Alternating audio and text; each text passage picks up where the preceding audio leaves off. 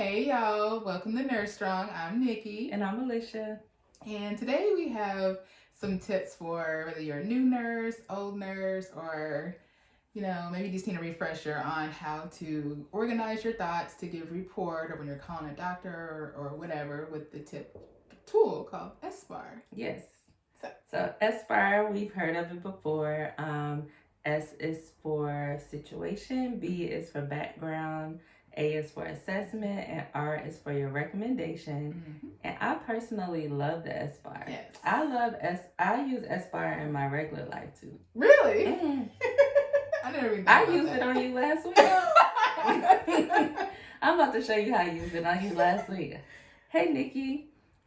We got some t-shirts that need to go out.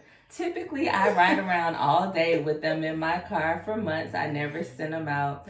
I figured that that's probably going to happen again. Would you like to ship out our t-shirts? See? That's a great example. You tell the situation. The background. The background, like I know that typically when I have to mail them out, they ride around in my car for weeks. I thought about it. I was supposed to have done this a few days ago. Looks like I'm probably still have the same problem. My recommendation is, do you want to take over on the shipping? That's a good one. That's good. I just thought of that too. So, in the hospital. Yes. So, you always want to use SBAR. Like if you're giving, say you're changing shifts and the nurse is coming on. So it'll be more detailed like when you're talking to the next nurse.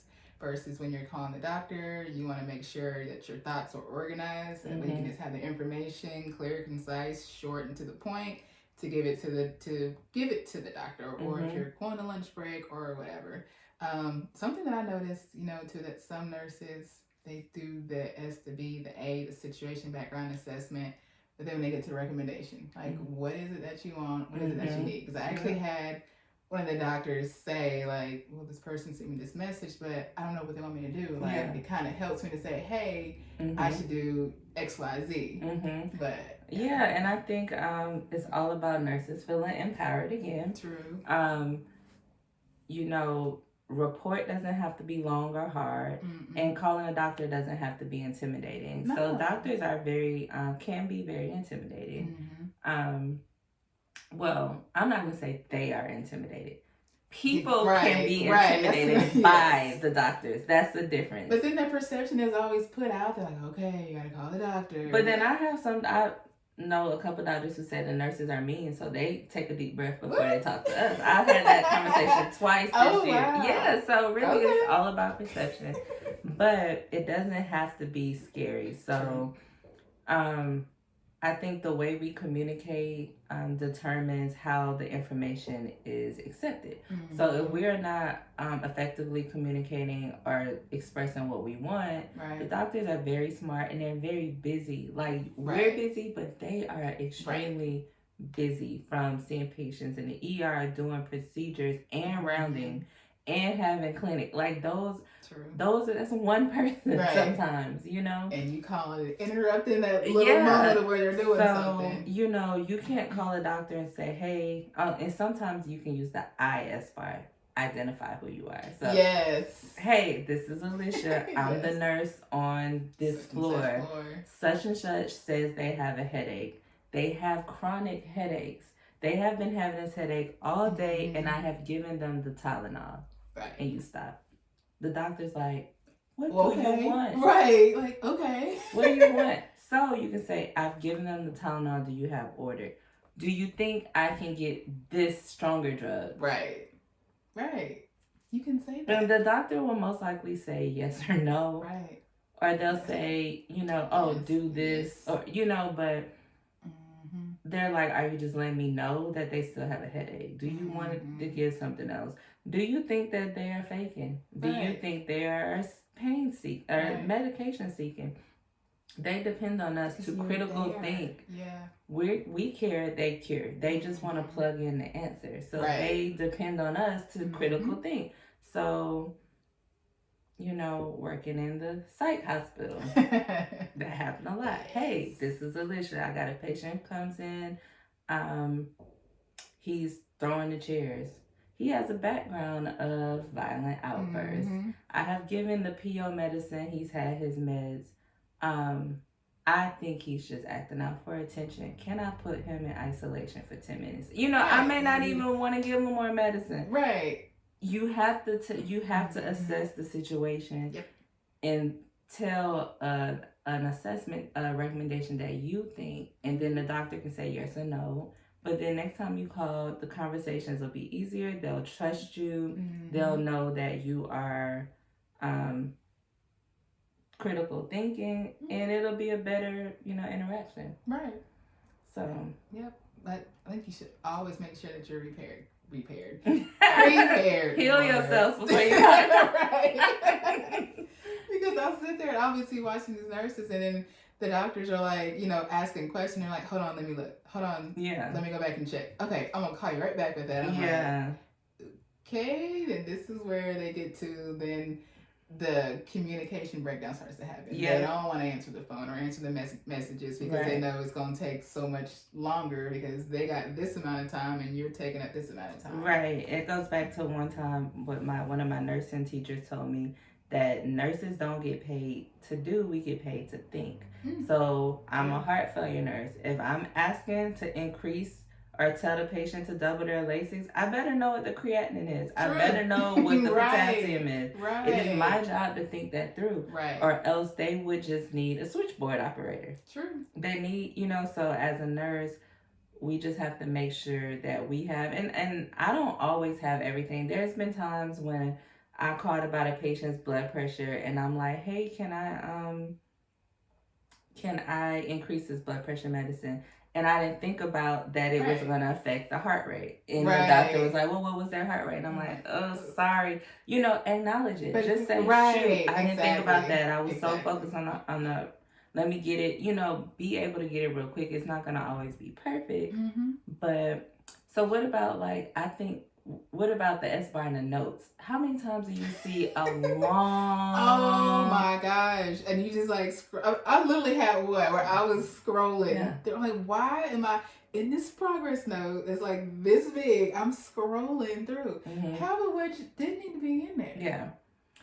So, a lot of messages to the doctor. Sometimes you have to put a long note CYA, like if it was a crazy conversation. But that's different. Yeah. But what I like to do is when I get to the part that I want the doctor to pay attention to, I bold it. Or I put it all in caps. That's what I do too. Yeah, I think I got that from you actually. Yeah, I think I did get that from you. But yeah, because you don't want to seem like you're rambling or you're nervous, Nelly. It is intimidating being a nurse, but just think about that when you're doing your notes, sending a message to the doctor, communicating with your nurse. When we give report at the end of shift, I don't need to know every single thing that happened that day. Right. I need to know what's important for me to take over his care or her care right now. And I can go back and look at the chart and see every detail. But I need to know, hey, they had a episode earlier today. This is what I did. Watch out for this. The doctor ordered this. They're going to need it again at this time. That's the stuff I need right now. I can go and look up all of their history, but I think, we get so nervous and want to give everything that it makes us seem like we don't know what we're talking about. We're rambling on. Mm-hmm. But you also don't want to be that nurse. You're like, they good, they alert, they oriented, they in the bed. Dang, that's me. They alive. Make sure they alive in the morning. No, I'm just playing. I am the to the point nurse, but I'm big on the SBAR, and like I said, I use it in my normal everyday. Maybe I need to try that. Yeah, this is what it is. This is what I want you to do. I think it's because I used to work in sales too. Really? Yeah. I'm always finding out something new. Girl, I done had almost 30 jobs. That's what I'm always finding out a new one. I used to sell diamonds at the jewelry store. And so you have to put your pitch out there and be quiet. And the first person who talks is the loser. What? Yeah. So I'm going to be like, yeah, this is a 1 carat round brilliant cut. Right. VVS or whatever, Right. you know, and it's going for $7,000. And I'm supposed to say, okay. See, you lost. Yeah, I would lose. I'm like, hi, how much? Excuse me? So it's kind of like, here it is. What you gonna say? I recommend you get it. She's gonna love it. So y'all just in a standoff of who's gonna say something. So you just stand there and just That's smile. how you do sales. Like, that's all I got. I'm not gonna offer you a lower price. You're gonna ask me for a lower price. And you like, nope. I'm not gonna, you know. But that's kind of different. But I'm saying, I think that's why I'm so like all SBAR. Like, get the least amount of words out and ask for you what you want. Closing line. What do you want? What it is. Or say, I don't know. True too. True. You can say, hey, I gave him this. I gave him that. I know you gave me another order earlier. I don't really know what needs to be done. Mm-hmm. There has been times that I called the doctor and said, but he don't look right. That's when the nursing intuition has come in. And usually once you have that, if the doctor trusts you and you know you had that good communication, they will say, okay, you know, what is he doing? Or I'm going to be up there. Or, you know, so it's just about building that trust and communicating in a way that people respect you, that you seem confident in knowing what you do and acknowledging when you don't, like, dang, I forgot to look that up. I'm sorry. Or, you know, and next time, don't let it happen again. Right. Learn. Next time. Yes. Next time, have that information. Yes. You know, so. Yeah. I mean, you got to be able to communicate to be able to trust the person that you're working with, too. Right. Because if they can't communicate, y'all can't work well together because you really don't know what's going on, or you're having to go back and double check, and yeah.